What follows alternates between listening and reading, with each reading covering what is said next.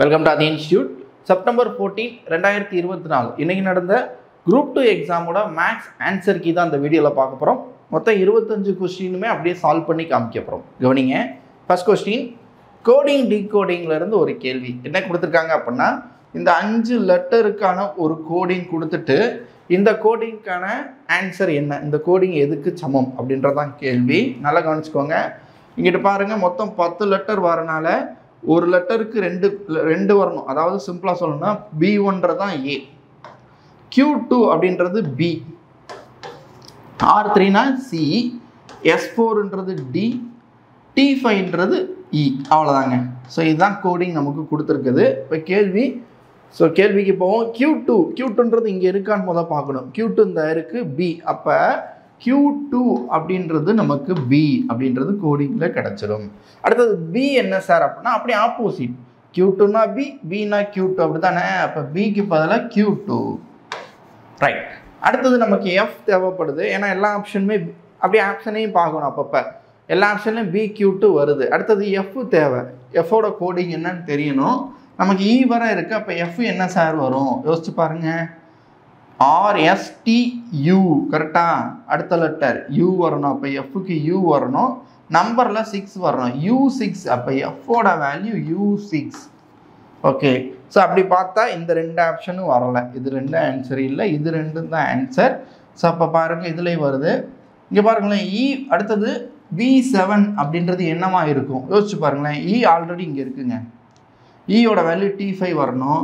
அப்போ B7 கண்டிப்பாக வராது. அப்போ இது இல்லை, அப்போ இதுதான் ஆன்சர்னு நம்ம போட்டுடலாம். சரிங்களா? சரி, செக் பண்ணுவோம், பார்ப்போம். B7 இங்கே பாருங்களேன், அதையும் செக் பண்ணி பார்த்தா RSTU Vன்றது அடுத்தது தான் வரப்போகுது. இதுக்கப்புறம் தான் V வரப்போகுது. நம்பரில் 7 வரணும்.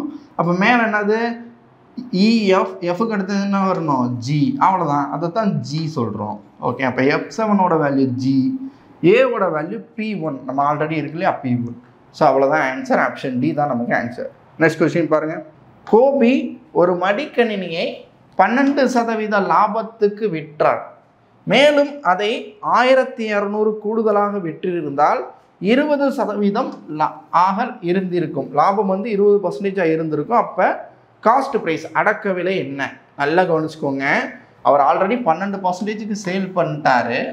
ஸோ இதை விட கூடுதலாக ஒரு 1200 கூட விற்றுருந்தா, ஸோ இந்த கேள்வி இதுதான், 1200 கூட விற்றுருந்தா 20% ப்ராஃபிட் கிடச்சிருக்கும்.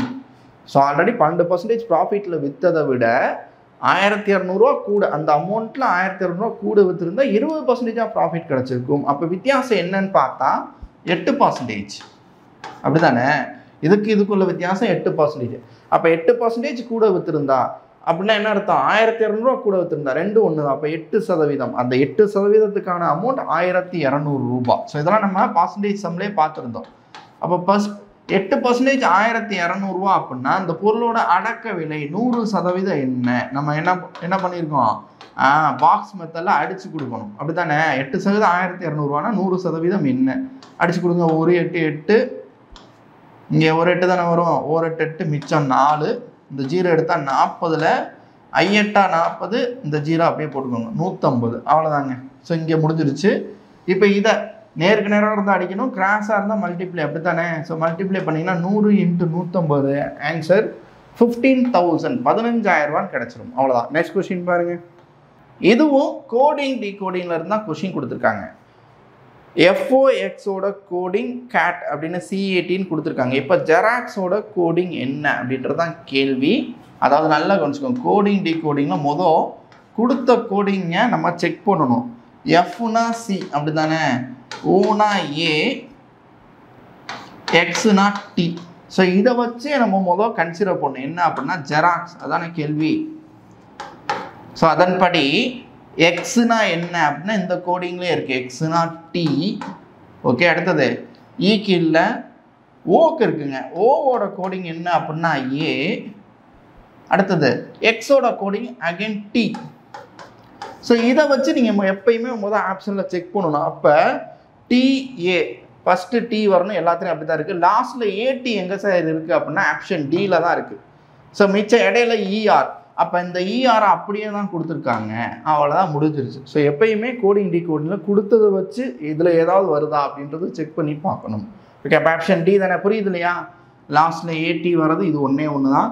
அப்போ இதுதான் கோடிங்காக இருக்கணும். நெக்ஸ்ட் கொஸ்டின் பாருங்கள். 3 பகடைகள் ஒன்றாக உருட்டப்படும் போது 3 டைஸ்ன்னு வந்துட்டாலே தெரியணும் நமக்கு என்னது, டைஸ்னா 6, எத்தனை டைஸ்னா மேலே, அப்போ 3 டைஸ்ன்றப்ப எத்தனை வரணும், என் ஆஃப் எஸ் 216, 216ன்றது எங்கே வரணும், என் ஆஃப் எஸோட வேல்யூ. ஸோ டிவைடரில் வர வேண்டியது 216, இதை முதல் கண்டுபிடிச்சிக்கிறணும். ஓகே, உருட்டப்படும் போது அனைத்து பகடையிலும் ஒரே அதாவது ஒரே எண் கிடைக்கணும், சேம் நம்பர் கிடைக்கணும். ஸோ இது நான் வந்து நம்ம மேத்ஸ் கிளாஸ் நடத்தும் போதே இந்த மாடல் நம்ம நடத்தியிருக்கோம், அப்படி தானே? ஸோ 2 பகடைக்கு மேலே கேள்வி கேட்டாலே அது ஒரு டைரக்ட் கொஸ்டின்றதை நான் தெளிவாக சொல்லியிருந்தேன். இந்த கேள்வியை அப்படியே நான் நடத்திருந்தேன் நினைக்கிறேன், செக் பண்ணி பாருங்கள். ஓகே, இப்போ என்ன பண்ணணும் அப்படின்னா, ஒரே முக எண், அதாவது ஒரே எண் கிடைக்கணும்னா தெரியல, 1 1 1, 3 டைஸ்னால் 3 டைஸ்னு இப்படி வரணும், 2 2 2, 3 3 3. ஸோ 3 டைஸ்லேயும் ஒரே நம்பராக இப்படி விழுகணும். ஸோ இப்படி எத்தனை விழுகும், 5 4 4 5 5 6 6, மொத்தம் 6 நம்பர் விழுகும்.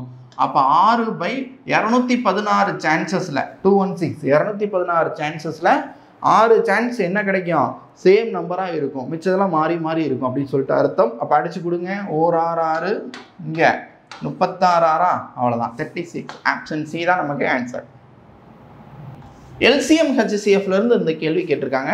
இது ஸ்கூல் புக் சம்ஸ் தான், நம்ம வீடியோ ஆல்ரெடி போட்டிருக்கோம், இந்த சம் அப்படியே எடுத்திருக்கோம், கவனிங்க.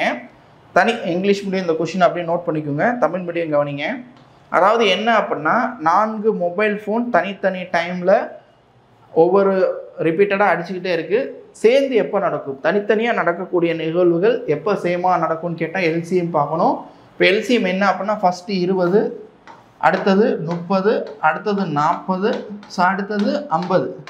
ஸோ LCM என்ன சார் வரும் அப்படின்னா, LCM எடுத்து பாருங்கள், 10ஆல் டிவைட் பண்ணுவீங்களா, 2 3 4 5.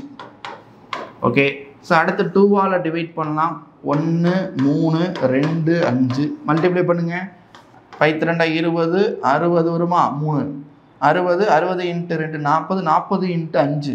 சாரி, செக் பண்ணுவோம், 10 20 60 120 600 வருதுங்க. அப்போ LCM வந்து நமக்கு எவ்வளோ கிடைக்குது அப்படின்னா 600 கிடைக்குது, 600. நல்லா புரிஞ்சுக்கோங்க, நம்ம எடுத்தது ஃபுல்லாகவே நிமிடங்களில் கொடுத்துருக்காங்க, மினிட்ஸ். ஸோ அப்போ LCM பார்க்கும்போது வர்ற வேல்யூ 600 நிமிஷம் அப்படின்னு அர்த்தம். அப்போ காலையில் 5 மணிக்கு ஒன்றா அடிச்சிருக்கு அப்படின்னா அடுத்து எப்போ அடிக்கணும்னா 600 நிமிடத்திற்கு ஒரு முறை. ஓகே, ஆனால் இங்கே மணிக்கணக்கில் இருக்கிறனால நிமிஷத்துலேருந்து மணிக்கு போகும். ஒரு 60 நிமிஷன்றது 1 மணி நேரம். அப்போ 60ஆல் டிவைட் பண்ணிங்கன்னா 10 மணி நேரம். ஸோ 10 மணி நேரத்துக்கு ஒரு தடவை இப்போ அடிச்சிருக்குன்னா அடுத்த 10 மணி நேரத்துக்கு அப்புறம் தான் 4 செல்லுமே ஒன்றா ரிங் பண்ணோம். அப்போ இப்போ 5 மணி அப்படின்றப்ப காலையில் 5 மணி. ஓகே, அடுத்தது அங்கிட்ட ஒரு, ஸோ 5 காலையில் 5 + 10 அப்படின்னா 15. ஸோ அப்போ என்ன அர்த்தம், 12 கழிச்சிங்கன்னா 3, அப்போ 3 PM, மத்தியானம் 3 மணிக்கு, பிற்பகல் 3 மணி அளவில் சேர்ந்து ஒலிக்கும். ஆப்ஷன் சி தானே, முற்பகல் இல்லைங்க, பிற்பகல். இங்கிலீஷில் வேணால் பார்த்துக்கோங்க, 3 PM அப்படின்னு இருக்கும். நெக்ஸ்ட் கொஸ்டின் பாருங்கள். HCFலேருந்து கேள்வி கேட்டிருக்காங்க. ஸோ இது வந்து ஃபார்முலா மெத்தட் தான், டைரெக்டாக போகணும், அப்போ தான் உங்களுக்கு டைரக்ட் ரிசல்ட் கிடைக்கும். இங்கிலீஷ் மீடியம் பார்த்துட்டிங்களா, தமிழ் மீடியம் கவனிங்க. ஸோ இந்த கேள்வி x³ 8 - 8y³ இருக்குது, அதே மாதிரி x² - சம்திங் ஸோ ஆட் இருக்குது. இப்படி இருந்தாலே முதல் சின்னதை எடுத்துக்கிடுவோம், x² - ky² அப்படின்னு எழுதுகிறேன், கரெக்டு தானே? k² y² ky² அப்போ என்ன அர்த்தம், a² - b² கான்செப்டில் இருந்தாலே ஒரு தடவை ப்ளஸ்லையும் ஒரு தடவை மைனஸ்லையும் எழுதணும். நல்லா புரிஞ்சுக்கோங்க, ஒரு தடவை ப்ளஸ்லையும் ஒரு தடவை மைனஸ்லையும் எழுதணும். ஏன் அப்படின்னா a + b a - b, correct தானே? அவ்வளோதான். அடுத்தது இதோட ஃபார்முலா x³ - 8y, 8y எப்படி எழுதிக்கலாம், 2y3, ஏன்னா 2³ 8 y³, ஸோ அதை தான் 2³ எழுதிருக்கேன். இது எப்படி இருக்குன்னா a³ - b³ அப்படின்ற ஃபார்முலா சொல்லி கொடுத்தேன் இல்லையா சிம்பிளிஃபிகேஷனில், அதுக்கு என்ன வரணும், a - b × a² + ab + b² அப்படின்ற கான்செப்டில் வருது. ரைட். ஸோ இதில் அப்ளை பண்ணோன்னா அது என்னன்னா ஃபஸ்ட்டு மைனஸ் செகண்ட். ஃபஸ்ட்டு என்னது எக்ஸு மைனஸ் செகண்ட் என்னது 2y. ஸோ அடுத்தது நீங்கள் அப்ளை பண்ணணும் வேணாம்னு வச்சுக்கோங்களேன், அதுலேயும் ஏதோ சம்திங் ஒரு பெரிய வேல்யூ வரும். இதில் என்ன விஷயம் அப்படின்னா HCF, இது ரெண்டுக்கும் HCF என்னவா இருக்குன்னு யோசிக்கிறீங்க? இங்கே எனக்குள்ளே வரப்போகிற வேல்யூவா? இது வராது, ஏன்னா இதை பிரிக்கவே முடியாது, உங்களுக்கே தெரியும். அப்போ இதை இதில் நீங்கள் அப்ளை பண்ணாலும் ஒரு வேல்யூ வரும், அதை பிரிக்க முடியாது. அப்போ இதுதான் காமனாக இருக்க வாய்ப்பு இருக்குது. அப்போ எக்ஸ் மைனஸ் 2y அதை புரிஞ்சுக்கோங்க. இதில் எது வரும்? அப்போ கேவோட வேல்யூ என்ன இருக்கும்? HCFன்றது எக்ஸ் மைனஸ் 2y. ஸோ இதுதான் HCF, கன்ஃபார்ம் பண்ணிட்டோம். ஓகேவா?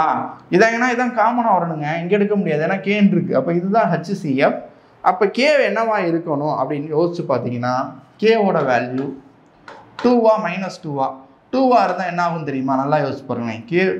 கேவோட வேல்யூ 2 அப்படின்னு கொடுத்தா இங்கே 2y அப்படின்னு முடிஞ்சிடும். கரெக்ட் தானே? கேவோட வேல்யூ 2. இதே மைனஸ் 2ன்னு கேட்டு தான் இங்கனக்குள்ளே வருங்க. எக்ஸ் மைனஸ் கேவோட வேல்யூ மைனஸ் 2ன்னு கொடுத்தா 2y அதே தானே வருது. நான் சொல்கிறது புரியுதா? புரிஞ்சுக்க முடியுதா? ப்ளஸ் 2ன்னு கொடுத்தாலும் அதாங்க ரிசல்ட்டு. இப்போ எக்ஸுக்கு அப்படியே 2, கேக்கு அப்படியே 2ன்னு கொடுத்தா இது ரைட்.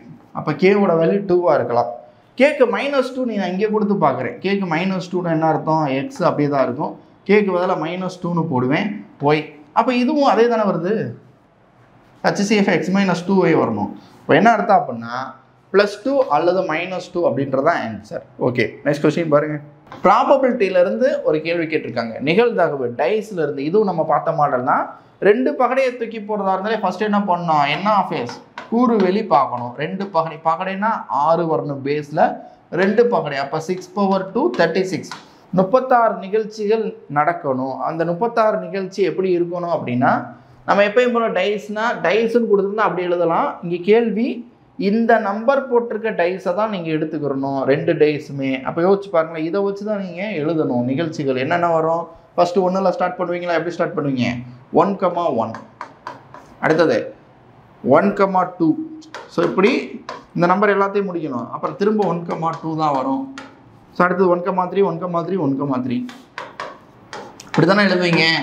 ஸோ இங்கே இருக்க நம்பரை வச்சு எழுதுனுங்க டைஸை பொறுத்த லெவலில். ஸோ அப்போ முதல் 6 நிகழ்ச்சியில் எழுதிட்டீங்க. அடுத்து 36 நிகழ்ச்சி இதே மாதிரி எழுதணும். அடுத்தது 2 எடுத்துகிட்டு ஆரம்பிக்கணும்.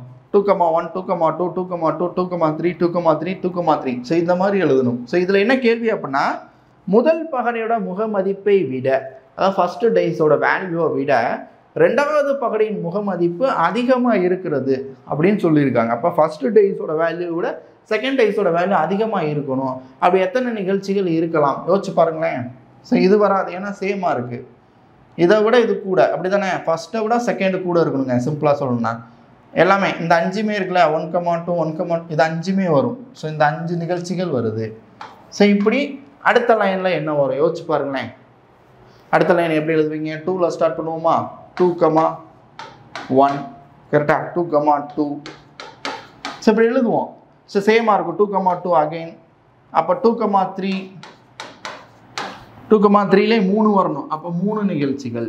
ஸோ 2,3 தானே பெருசு, 2 விட 3 பெருசாக இருக்குது. இதெல்லாம் கிடையாது, அவ்வளோதான். ஸோ இதே மாதிரி எழுதும்போது அடுத்த லைன், ஸோ இதில் 3. அடுத்த லைன் யோசிச்சு பாருங்களேன். அதே மாதிரி தான் 2,3 2,1 2,2 2,2 2,3 அதே மாதிரி 3 வரும். ஸோ அவ்வளோதான். ஸோ அதுக்கு மேலே போக முடியாது. யோசிச்சு பாருங்களேன். அடுத்தது 3, ஸ்டார்ட் பண்ணாலே சேமாக வரும், இல்லை கம்மியாக வரும். யோசிச்சு பாருங்கள். 3,1.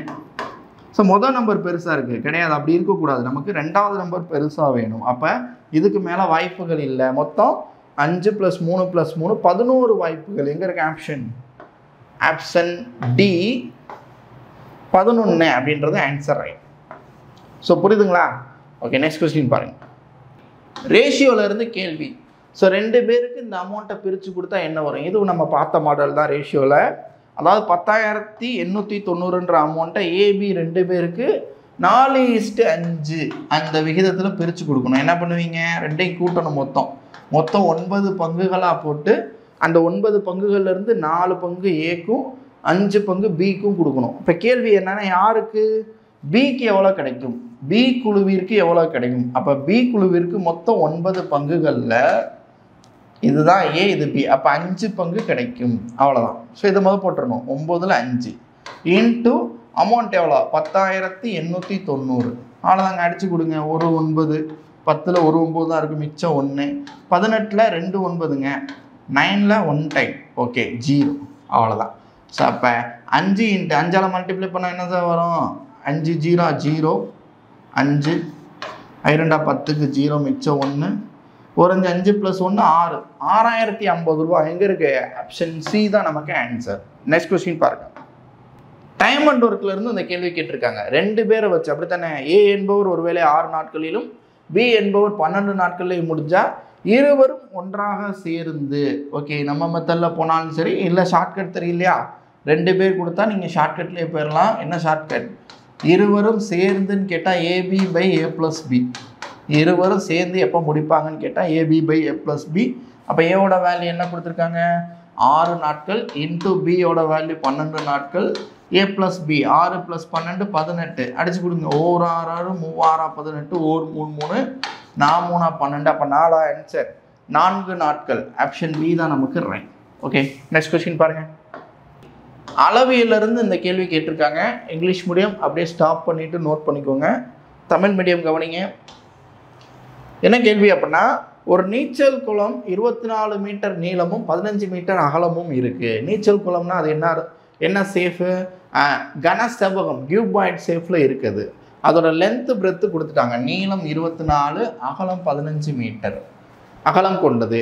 குறிப்பிட்ட எண்ணிக்கையிலான ஆண்கள் அந்த குளத்தில் குதிக்கும் போது நீரோட உயரம் 1 சென்டிமீட்டர், ஒரே 1 சென்டிமீட்டர் என்ன ஆகுதுன்னா இன்க்ரீஸ் ஆகுது. ஒரு 5 பேரோ 6 பேரோ தண்ணிக்குள்ளே இறங்கும்போது ஆல்ரெடி இருந்த ஹைட்டை விட 1 சென்டிமீட்டர் இன்க்ரீஸ் ஆகுது. ஓகே, அப்படி இன்க்ரீஸ் ஆகும்போது கொஞ்சம் தண்ணி வெளியில் போகும். அப்படி போகிற தண்ணியை கால்குலேட் பண்ணும்போது ஒரு ஆண் சராசரியாக வெளியேற்றும் நீரின் அளவு, ஒருத்தவங்க எத்தனை பேர் குளிக்கிறாங்கன்னு தெரியல, ஆனால் ஒரு ஆண் வெளியேற்றக்கூடிய நீரோட அளவு 0.1 மீட்டர் கியூப் அப்படின்னு அர்த்தம். 0.1 மீட்டர் கியூப் தண்ணி வெளியே போகுது அப்படின்னா மொத்தம் எத்தனை பேர் அந்த குளத்தில் இறங்குனாங்க அப்படின்றதான் கேள்வி. நல்லா புரிஞ்சுக்கோங்க. தண்ணி எவ்வளோ தண்ணி உள்ளே இருக்குது, எவ்வளோ தண்ணி வெளியே போச்சு அப்படின்னாலே கன அளவில் தானே போகணும். இது ஒரு கன செவ்வக வடிவம் அப்படின்றப்ப கன அளவு L × B × H. லென்த்து வந்து 24, பிரெத் வந்து எவ்வளோ கொடுத்துருக்காங்கன்னா 15. ஹைட்டு தண்ணிக்குள்ளே இறங்கும் போது 1 சென்டிமீட்டர். நல்லா புரிஞ்சுக்கோங்க. 1 centimetre is equal to 0.01 metre.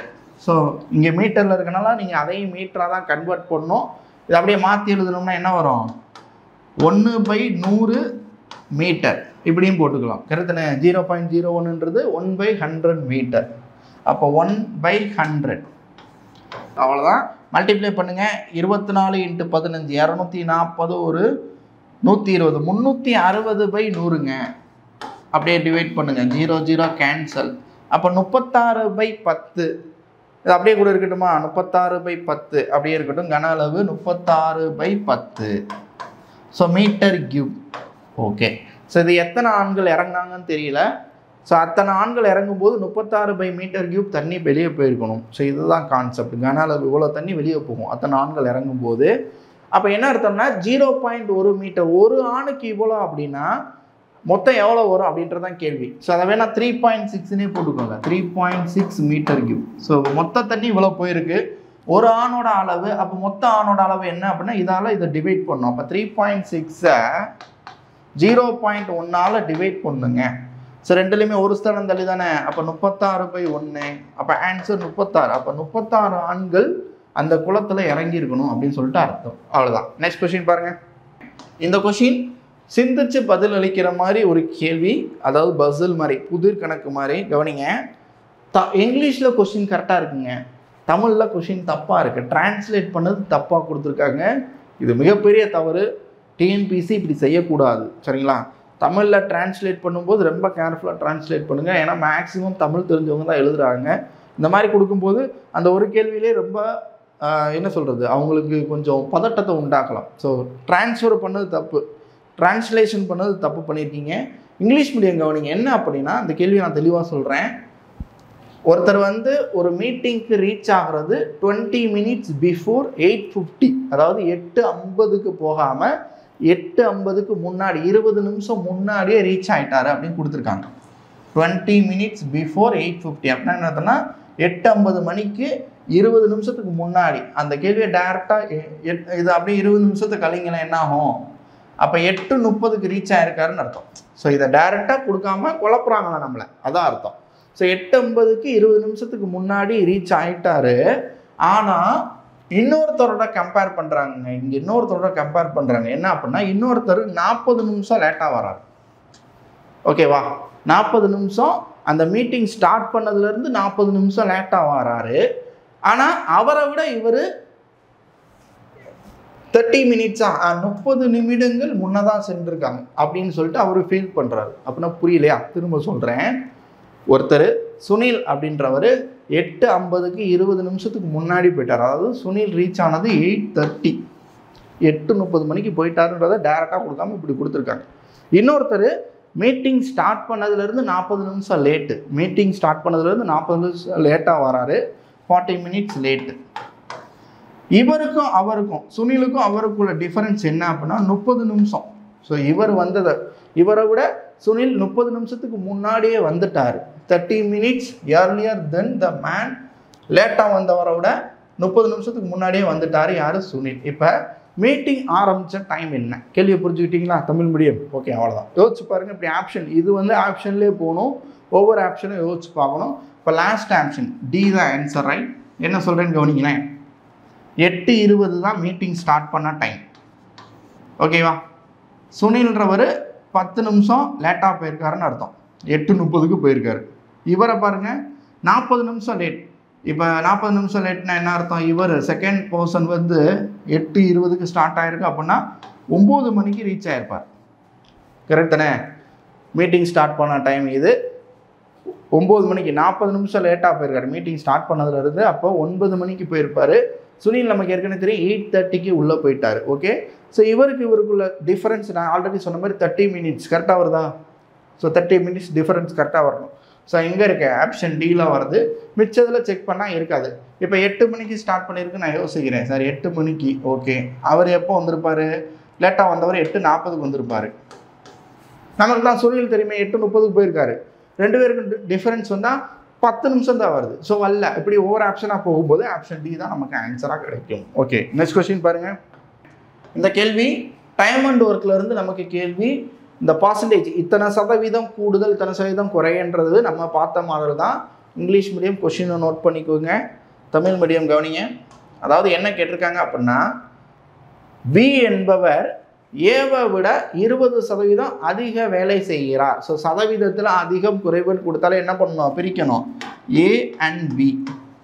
Percentage நாட்கள் டேஸ். ஸோ அவ்வளோதான். இப்படி தானே பிரிக்கணும்.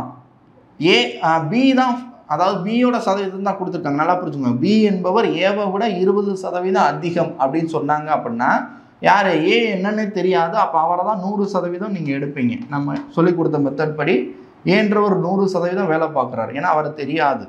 ஆனால் பீன்றவர் இவரை விட 20% அதிகம், அப்போ 120%. ஸோ இப்படி தானே பார்க்கணும். இல்லைன்னா இன்னொன்று என்ன சொல்லி கொடுத்தேன்? யாரோட நாட்கள் கொடுத்துருக்காங்களோ அவங்க தான் 100% அப்படின்னு எடுக்க சொன்னேன். ஸோ எப்படி எடுத்தாலும் சரி தான். கவனிங்க, யாரோட நாட்கள் கொடுத்துருக்காங்க? ஏ என்பவர் 7.5 days 7/1/2 நாட்களில் முடிச்சிருவார் அப்படின்னு சொல்லி கொடுத்துருக்காங்க. ஸோ இவரோட நாட்கள் கொடுத்து இவரோட நாட்கள் கேள்வியாக கேட்குறாங்க. சதவீதத்தில் இருக்குது அப்படின்னு சொன்னாலே நான் என்ன சொல்லியிருக்கேன்? யாரோட நாட்கள் கொடுத்தாங்களோ அவங்க 100% நினைக்கணும். பி என்ன அர்த்தம்? இவரை விட 20% கூடுதலாக அப்படின்னும் போது ப்ளஸ் பண்ணணும். 120%. ஸோ இப்படி எடுத்தீங்கன்னா முடிஞ்சிருச்சு. அப்போ ஆன்சர் எப்படி கண்டுபிடிப்பீங்க? அவ்வளோதான். 100 × 7 1/2. இது எப்படி எழுதிக்கலாம்? 15/2 எழுதிக்கலாமா? 15/2 இஸ் ஈக்குவல் டு பியோட value 120 × question mark X. So இதுதான் கண்டுபிடிக்கணும். அவ்வளோதான். சால்வ் பண்ணால் ஆன்சர் வந்துடும். 120 இங்கிட்டு கொண்டு வந்து டிவைட் பண்ணுங்கள். அப்போ 100 × 15 ஆல்ரெடி 2 இருக்குது. இந்த 120 இங்கிட்ட வரும்போது டிவைடரில் வரும். 120 0 0 கேன்சல். 2 அடிக்கவா? 1 2 2 5 2. இங்கே 3 வாய்ப்பால் 5 3, இங்கே 4 3. அவ்வளோதான். 5 × 5 25ங்க. 25/4. 25 4ஆல் வகுத்தா எப்படி வரும்? கலப்பு பின்னமாக மாற்றுங்க. 6 அவ்வளோதானே. 6 6 4 மிச்சம் 1/4. அப்போ 6.25 மணி நேரம். இதோட ஆன்சர் தப்பு, ஆப்ஷன் தப்பாக கொடுத்துருக்காங்க. ஆப்ஷன் டி 6.5 மணி நேரம் கொடுத்துருக்காங்க. 6.25 6 1/4ன்னு கொடுத்துருக்கணும், தப்பு. ஓகேவா? ஸோ அப்போ இதுதான் கரெக்டான ஆன்சர். ஓகே, நெக்ஸ்ட் கொஸ்டின் பாருங்கள். சதவீதத்திலிருந்து இந்த கேள்வி கேட்டிருக்காங்க. இதுவும் அப்படியே இந்த கொஸ்டினை நம்ம நடத்தியிருக்கோம் பர்சன்டேஜ் கிளாஸில், அப்படி தானே? என்ன பண்ணணும், ஒரு வேல்யூவில் 30% மதிப்பில் 20% என்ன? நீங்கள் ஆர்டராக செஞ்சாலும் சரி, இல்லைன்னா டேரெக்டாக சிம்பிளிஃபிகேஷனில் அப்ளை பண்ணாலும் சரி, என்ன பண்ணணும், சிம்பிளிஃபிகேஷன்லனா இந்த ஆஃப்ன்றது வந்தால் அதை எடுத்துகிட்டு மல்டிப்ளை போடணும், இன்னுன்னு வந்தாலும் மல்டிப்ளை போடணும், அவ்வளோதான். ஸோ 500 இன்ட்டு எப்படி போடணும், 500 இன்ட்டு தமிழில் இல்லுன்னு வந்தால் பெருக்கலுங்க. 30% அப்படின்னா என்ன அர்த்தம், 30/100. ஓகே, மதிப்பில் இல்லுனாலும் பெருக்கல் தான். 20% அப்படின்னா 20/100. இதை சால்வ் பண்ண ஆன்சர் அவ்வளோதான். 0 0 கேன்சல், இந்த 0 கேன்சல். கரெக்ட் தானே? 4 0 மேலே இருக்க 4 0 கேன்சல். 3 15 15 இன்ட்டு 2 30. ஸோ இங்கே இருக்க ஆன்சர் ஆப்ஷன் ஏ. இப்படியும் போடலாம், இல்லைன்னா என்ன சொல்லியிருக்கேன், டேரெக்டாகவும் அப்ளை பண்ணலாம். எப்படி அப்ளை பண்ணுவீங்க, ஃபஸ்ட்டு 500ல் 30%, 500ல் 30%, 10% 50 ரூபாயா? அப்போ 30% எவ்வளோ வரும், 150 ரூபா. ஸோ இந்த மதிப்பில் அடுத்தது 150 ரூபாவில் 20%, 150 ரூபாவில் 20% எவ்வளோ வரும், 10% எவ்வளோ சார், 15 ரூபா. அப்போ 20% 30 ரூபா அப்படின்னு சொல்லிட்டு கால்குலேட் பண்ணலாம். நெக்ஸ்ட் கொஸ்டின் பாருங்க. மிஸ்ஸிங் நம்பரில் கொஞ்சம் கடினமான ஒரு வினா. இந்த கேள்வி ரொம்ப கஷ்டம், சரிங்களா? இது கண்டிப்பாக தெரிஞ்சிருந்தால் தான் அப்ளை பண்ண முடியும். என்ன கேட்டிருக்காங்கன்னா, இந்த ஆர்டர் என்ன கொடுத்துருக்காங்க அப்படின்னா, அதாவது ஃபர்ஸ்ட் நம்பர் வேணா சொல்கிறேன், 2 ஸ்கொயர், அதாவது 2 கியூப்புங்க. 2 கியூப்லேருந்து 2 ஸ்கொயர்டாக கழிச்சா வரும். ஸோ இந்த மாதிரி கொடுத்துருக்காங்க. 2 கியூப் என்னது, 8, 2 ஸ்கொயர்டுன்றது 4, அப்போ 8 - 4 4. ஸோ இந்த மாதிரி. அடுத்தது 3 கியூப், மேலே இருக்க ஆர்டர் சேம். அடுத்தது 3 கியூப் - 3 ஸ்கொயர். அடுத்தது 4 கியூப் - 4 ஸ்கொயர். இந்த ஆர்டரில் கொடுத்துருக்காங்க. ஓகேங்களா? செக் பண்ணி பாருங்கள். 3 கியூப்ன்றது 27 - 3 ஸ்கொயர்டுன்றது 9. 27ல் 9 போச்சுன்னா 18. புரியுதுங்களா? இந்த ஆர்டரில் கொடுத்துருக்காங்க. அப்போ 2, அடுத்தது 3, அடுத்தது 4 வரணும். அப்போ என்ன அர்த்தம் அப்படின்னா 4 கியூப் - 4 ஸ்கொயர் அப்படின்றதோட வேல்யூ தான் அடுத்ததாக வரணும். 4 கியூப்ன்றது 64 - 4 ஸ்கொயர்ன்றது 16 கழிச்சிங்கன்னா எவ்வளோ சார் வரும், 58 48, அப்படி தானே, 48. Option A. ஸோ இந்த ஆர்டரில் இருக்குது. வேணால் மிச்ச நம்பரே செக் பண்ணுங்கள். இது வந்து 5 கியூப் - 5 ஸ்கொயர். புரியுதுங்களா? 5 cube - 5 square, 6 cube - 6 square. So இந்த ஆர்டரில் இருக்குது. ஓகே, நெக்ஸ்ட் கொஸ்டின் பாருங்கள். இந்த கொஸ்டின் சிறப்பு தொடர் வரிசை அப்படின்னு சொல்லி பார்த்தோம் இல்லையா, ஸ்பெஷல் சீரீஸ்லேருந்து கேள்வி கேட்டிருக்காங்க. கவனிங்க, முதல் எண் இயலெண்களோட கூடுதல் 253. அப்போ என்னோட வேல்யூ என்ன? முதல் எண் இயலெண்களின் கூடுதல் ஃபார்முலா என்ன, n × n + 1/2. கரெக்ட் தானே? இந்த ஃபார்முலா அப்ளை பண்ணால் 253 வருது அப்படின்னு சொல்லி கொடுத்துருக்காங்க. மீனிங் புரியுதா? முதல் எண் இயலெண்களின் கூடுதல் அந்த ஃபார்முலா இதுதான், அதோட வேல்யூ 253. அப்போ என்னோட வேல்யூ என்ன? ஸோ இந்த 2 அங்கிட்டு போனால் மல்டிப்ளை பண்ணணும். மல்டிப்ளை பண்ணால் n × n + 1ஓட வேல்யூ 506 அப்படின்னு கிடைக்குது. ஸோ இப்படி வந்தாலே குழப்பம்லாம் வேணாம், அந்த காரணிப்படுத்துக்கு அவ்வளோ தூரம்லாம் போக தேவையில்லை, ஜென்ரலாக யோசிச்சா போதும். என்னன்னு கவனிங்க, ஒரு நம்பர் அதுக்கு அடுத்த நம்பர் மல்டிப்ளை பண்ணால் 506 வரணும். நீங்கள் அடுத்த நம்பர் கூட போக வேணாம், அதே நம்பர்னு வச்சுக்கிடுவோமே, அதே நம்பர் 2 தடவை மல்டிப்ளை பண்ணால் ஸ்கொயர். 506க்கு முன்னாடி என்ன ஸ்கொயர்டு வரும், 484. கரெக்ட் தானே? 25 ஸ்கொயர் வர தெரியணும். 484ன்றது ஒரு பெர்ஃபெக்ட் ஸ்கொயர். எதோட முழு வர்க்கம், 22 தானே, 22ஓட ஸ்கொயர் தான் 484. இப்படி யோசிச்சிங்கனாலே போதும். அப்போ என்னோட வேல்யூ 22ஆக இருக்கணும். யோசிச்சு பாருங்களேன். அப்போ 22 × 23 அப்படி தானே, 22 + 1 23, 506ன்னு கிடைக்கும். So answer option A. அவ்வளோதான். அப்போ இந்த மாதிரி வந்தாலே 506க்கு முன்னாடி எந்த நம்பரோட ஸ்கொயர் வரும் அப்படின்னு யோசிச்சிங்கனாலே முடிஞ்சிடும். புரியுதுங்களா? n × n + 1ன்ற லெவலுக்கு போக தேவையில்லை. ஓகே, நெக்ஸ்ட் கொஸ்டின் பாருங்கள். 10th ஸ்டாண்டர்ட் அளவியலிருந்து கேள்வி கேட்டிருக்காங்க. ஒரு நேர்வட்ட உருளை, சரிங்களா, ஒரு சிலிண்டரோட உயரம் கொடுத்துருக்காங்க, வலைப்பரப்பு கொடுத்துருக்காங்க. வலைப்பரப்பு அப்படின்னா CSA எவ்வளோ அப்படின்னா 66. உருளையோட வலைப்பரப்பு வலைபரப்பு ஃபார்முலா சிஎஸ்ஏ என்னது 2πr/h. ஸோ அதோட வேல்யூ 66, ஹைட்டு 7 சென்டிமீட்டர். ஸோ இதை அப்ளை பண்ணுவோமா? அப்போ 2πr/h வேல்யூ, ஹைட்டோட வேல்யூ என்னவா எழுதுவா? ஹைட்டு 7, ஹைட்டு 7, அதோட வேல்யூ 66. புரியுதுங்களா? வலைபரப்போட வேல்யூ 66. அப்போ ரேடியஸ் கண்டுபிடிச்சிருவோமா? ஆர் வேணும். ஆர் வேணும்னா என்ன அர்த்தம்? 66 டிவைடரில் என்ன வரும்? இந்த 2 7 வரணும். 2 × 7. பையோட வேல்யூ 22/7. அது அங்கிட்டு போச்சுன்னா தலைகீழாக வரணும். அப்போ 7 மேலேயும் 22 டிவைடர்லேயும் வரணும். கேன்சல் பண்ணுங்கள். 7 7 அடியாயிரும். அடுத்தது 2ஆல் அடிக்கவா? வேணா 22, 1 22, 3 22. அப்போ 3/2. ரேடியஸ் ஆரம் வந்து எவ்வளோ அப்படின்னா 3/2 வருதுங்க. கேள்வி ரேடியஸ் இல்லை, என்ன கேட்டிருக்காங்க அப்படின்னா விட்டம்.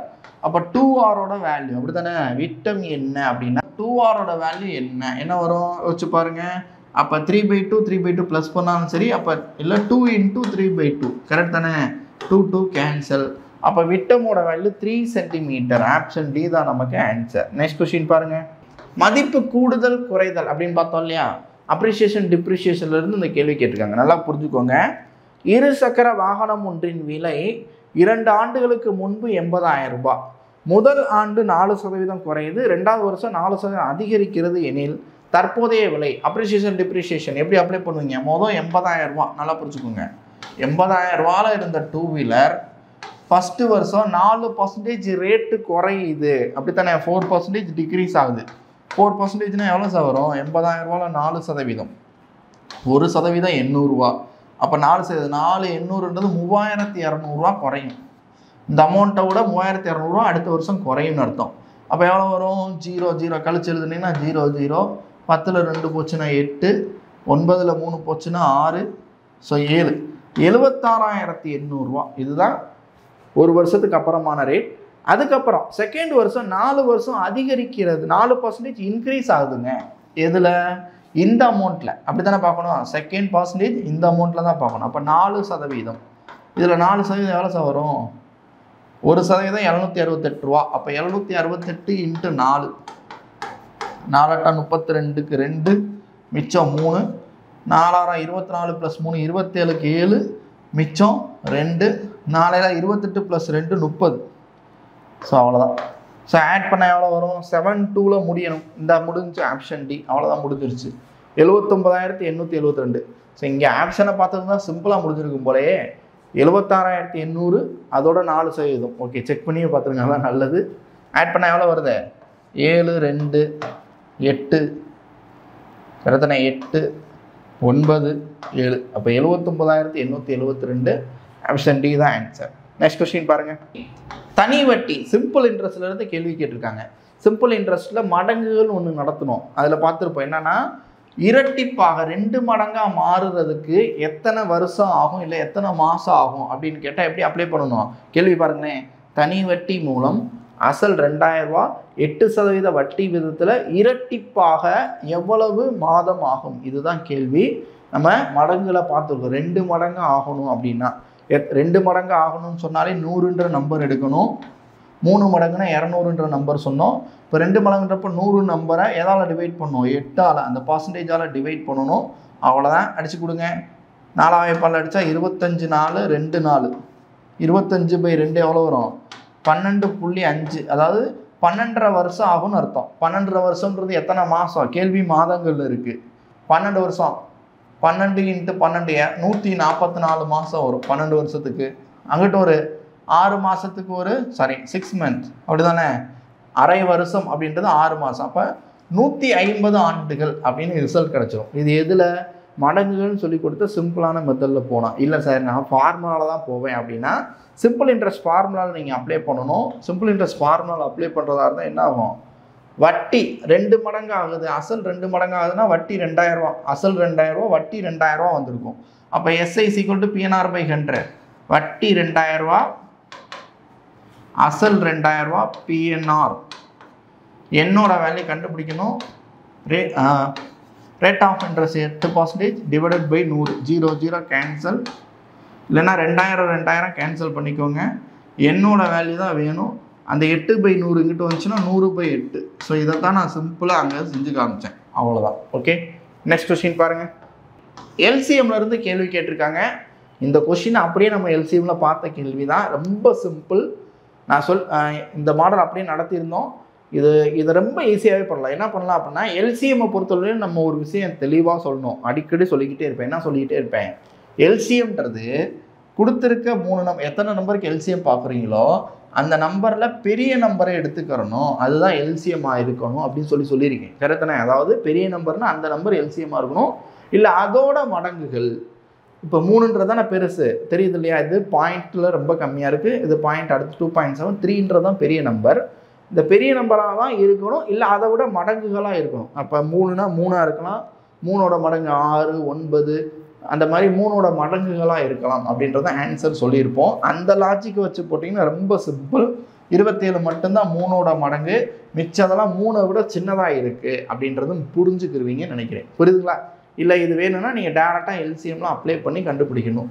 3 எல்லாத்தையுமே 100ஆல் மல்டிப்ளை பண்ணி பண்ணுறதா ஈஸி. ஏன்னா 0.09 இருக்கு இல்லையா, 100ஆல் பெருக்கிடுங்க. அப்போ 300, 270, 9.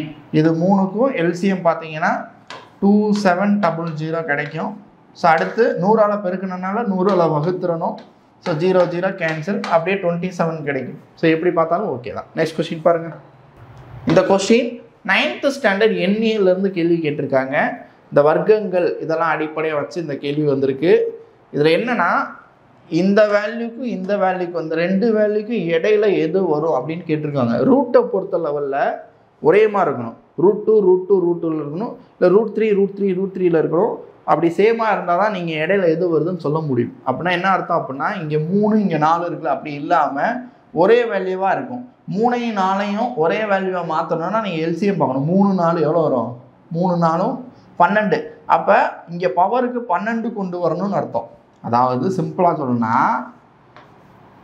இந்த 3ஐ 12 ஆக்கணும்னு அர்த்தம். 3ஐ 12 ஆக்கணும்னா இதை எதால் பெருக்கணும்? 4ஆல் பெருக்கணும். அப்போ என்ன அர்த்தம் அப்படின்னா 12ஆக மாறிடும். 4ஆல் பெருக்கனால உள்ள 7/4ன்னு மாறும். ஸோ இது ஒரு கான்செப்ட். ஓகேங்களா? புரியுதுங்களா? இங்கே எந்த நம்பரால் பெருக்கிறீங்களோ அது உள்ள பவரில் வரணும். இது 12 ஆக்கிறனால 4ஆல் பெருக்கிருக்கீங்க. ஓகே, அப்போ உள்ள பவரில் 4 வரணும். ஸோ 7/4 என்ன வரும்? 7 ஸ்கொயர் 49. 49 × 49 செக் பண்ணுங்கள். 9 81, மிச்சம் 8, 39 36 + 4 44, 36க்கு 6 மிச்சம் 3. ஆனால் 16 + 3 19. கரெக்டானே? சாரி மாற்றி போட்டேண்ணா. 6 9 1. அப்போ 1 0, 14க்கு 4 மிச்சம் 1, 2401. ஸோ அப்போ இதோட வேல்யூ என்ன அப்படின்னா யோசிச்சு பாருங்க, எழுதுவா. ஸோ இதோட வேல்யூ என்ன ஆயிரும் அப்படின்னா √12, 12th ரூட்டில் 2401. அவ்வளோதான்.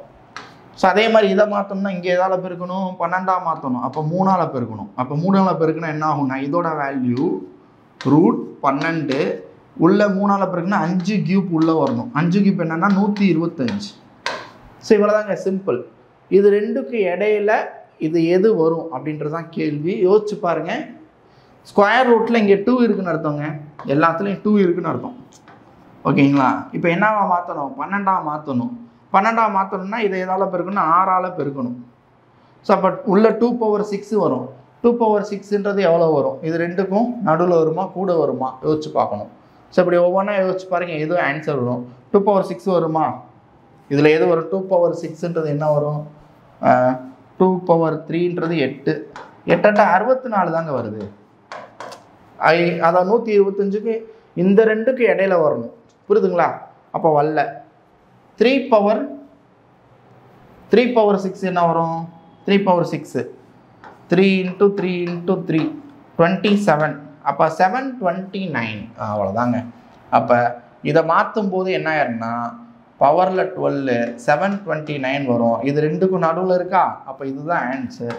மிச்சம் 2 கூட வந்துடும், இதையும் தாண்டி போயிடும் அப்படின்றது செக் பண்ணி பாருங்கள். Next question.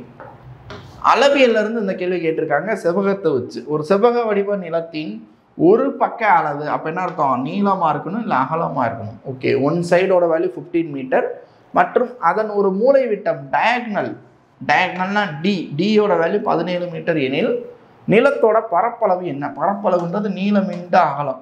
அப்போ அகலம் தெரியணும், நீளமும் ஏதோ வேல்யூ இருக்குது. அப்போ இன்னொன்று தெரிஞ்சால் தான் கண்டுபிடிக்க முடியும். அதுக்கு மூலை விட்டம் கொடுத்துருக்காங்க. மூலை விட்ட ஃபார்முலா என்னது?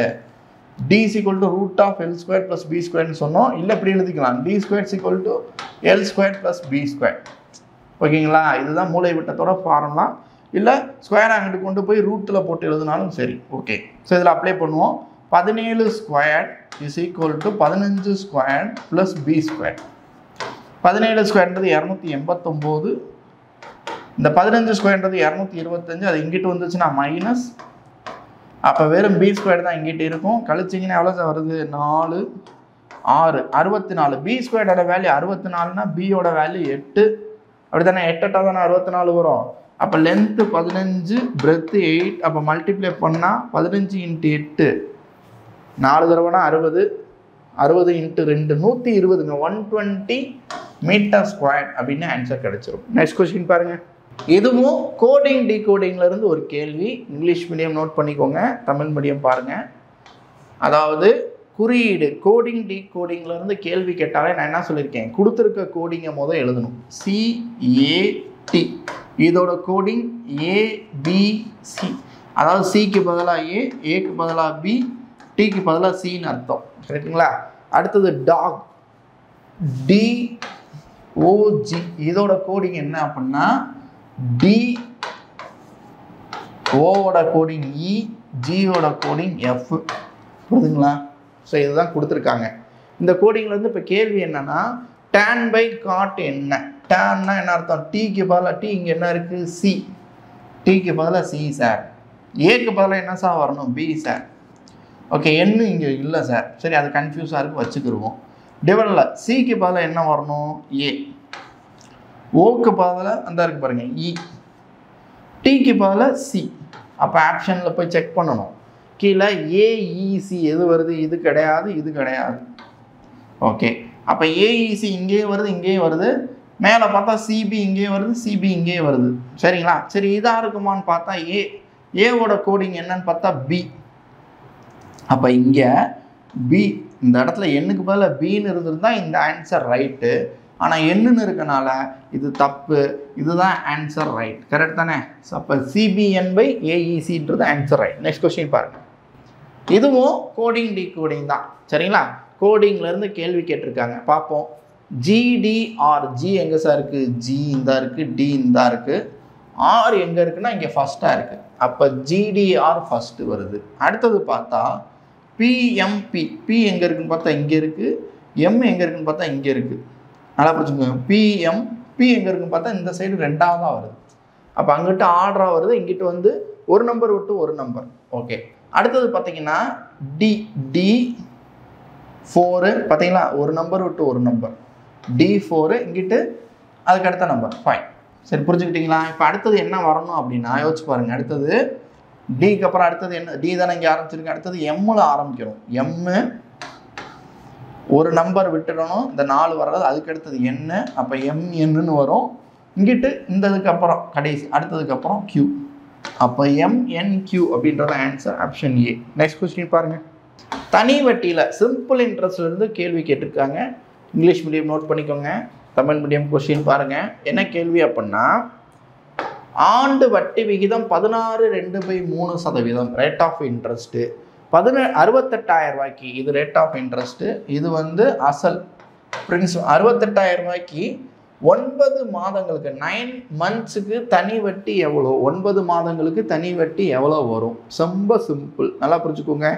Rate of interest 16/2/3. இதை முதல் மாற்றுவோம். 3 16 48 + 2 50/3%. புரியுதுங்களா? இதுதான் வட்டி விகிதம்.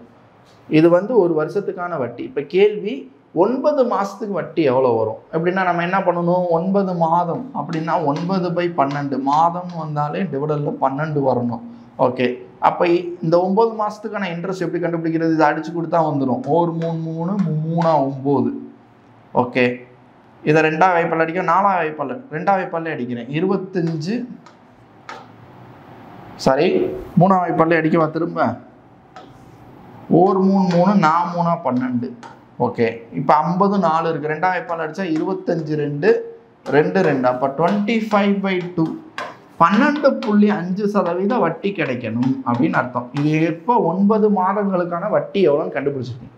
எப்பயுமே இப்படி தானே போடணும், ஒரு வருஷத்துக்கான வட்டியில் அதை எத்தனை மாதம் எத்தனை வருஷம் சொன்னாங்களோ அதோட மல்டிப்ளை பண்ணால் மொத்த வட்டி, அப்போ மொத்தம் 68,000 ரூபாய்க்கு 12.5% வட்டி கிடைக்குன்னு அர்த்தம். இதுதான் நம்ம மெத்தட் பார்க்குறது. அப்போ 12.5% யோசிச்சு பாருங்கள். 68,000 ரூபாயில் 50% பாதி 34,000 ரூபா, 50% 34,000 ரூபா. அப்போ இதில் பாதி 25% எவ்வளோன்னு பார்த்தா 17,000 ரூபா. கரெக்ட் தானே சார்? 68,000 ரூபா பாதி 50% 34,000 ரூபா, 25% 17,000 ரூபா, 12.5% அதில் பாதி 25ல் பாதி. அப்போ 17,000 ரூபாயில் பாதி என்ன சார் அப்படின்னா 8,500 ரூபா. ஸோ இதுதான் ஜென்ரலாக பேசிக்கான மாடல். பேசிக்காக சிம்பிளாக யோசிச்சு செய்கிறது. இல்லை சார் ஃபார்முலாவில் தான் போவேன் அப்படின்னா PNR/100 அப்ளை பண்ணும். பிரின்சிபல் 68,000 ரூபா, பிரின்சிபல் 68 68,000, என்னோட வேல்யூ 9/12, PNR/100 100 வருமா, என்னோட வேல்யூ 9/12, ரேட் ஆஃப் இன்ட்ரெஸ்ட் 50/3. அவ்வளோதான், முடிஞ்சிருச்சு. சால்வ் பண்ணிங்கன்னா ஆன்சர் 0 0 அடிச்சிடுவா. 0 1 0, இந்த 1 0, இங்கே 1 0, இங்கே 1 0, இப்படி அடிப்போம். அடுத்தது 3 ஆயப்படல 1 3 3 3 1 3 4 3, இது 4ஆல் 1 4, 6ல் 1 4 மிச்சம் 2, 28ல் 7 4ங்க 2 0. அவ்வளோதான். 1700 × 5 அப்படின்னு பார்த்தா 8,500. ஓகே, நெக்ஸ்ட் கொஸ்டின் பாருங்கள். லாஸ்ட் கொஸ்டின் ரேஷியோவில் இருந்து இந்த சம்மையும் நம்ம அப்படியே நடத்தியிருக்கோம். ரேஷியோவில் அப்படி தானே என்ன பண்ணணும், A/B இதை அப்படியே அப்ளை பண்ணணும். ஏக்கு பதிலாக 2 டிவைடட் பியோட வேல்யூ 3, அப்படி தானே. A/Bயோட வேல்யூ 3 டிவைடட் சியோட வேல்யூ 4, C4/Aவோட வேல்யூ 2. ரேஷியோ பின்னத்தில் இருக்கக்கூடாது, கீழே இருக்கிறதுக்கு எல்சிஎம் பார்க்கணும். கீழே இருக்கிறதுக்கு எல்சிஎம் பார்த்தீங்கன்னா 3 4 2ஓட எல்சிஎம் 12 வருங்க, 12. அப்போ எல்சிஎம் 12னா 12ஆல் உள்ளே பெருக்கணும். எப்படி பெருக்குவீங்க, 12 × 2/3. புரியுதுங்களா? 12 × 2/3 ஈஸ்ட்டு 12 × 3/4 ஈஸ்ட்டு 12 × 4/2. இதுதான் உண்மையிலே சொல்ல போனால். அடித்து கொடுத்தீங்கன்னா ஆன்சர் 1 3 3, நான் 3 பண்ண, அப்போ 4 2 8 ஈஸ்ட்டு இங்கே எவ்வளோ வரும், 3 9 ஈஸ்ட்டு 2 × 6 6 நாங்கள் 24. அவ்வளோதான் ஆன்சர். அப்போ 8:9:24 ஆப்ஷன் சி தான் நமக்கு ஆன்சராக கிடச்சிடும். புரியுதுங்களா? ஸோ இவ்வளோதான். குரூப் 2 பொறுத்தளவில் இந்த தடவை எப்படி கேட்டிருந்தாங்க அப்படின்னா, ஓரளவுக்கு ஒரு 20 கொஷின் பிரச்சனையே இல்லை, ஒரு 5 கொஷின் மட்டும்தான் கொஞ்சம் ரொம்ப யோசிக்கிற மாதிரி இருந்துச்சு. ஓகேவா? ஸோ மேக்ஸிமம் நம்ம மேத்ஸ் கிளாஸில் நடத்தியிருந்ததா அப்படியே கேட்டிருந்துருக்காங்க. அதே சம்ஸே அப்படியே வந்திருக்கு. சரிங்களா? ஸோ சந்தோஷமான விஷயம். ஸோ ஃபாலோ பண்ணுங்கள். இன்னும் நிறையா ப்ராக்டிஸ் பண்ணும்போது உங்களால் கண்டிப்பாக 25 out of 25 எடுக்க முடியும் மேக்ஸில். ஓகே, நெக்ஸ்ட் வீடியோவில் பார்க்கலாம். தேங்க்யூ.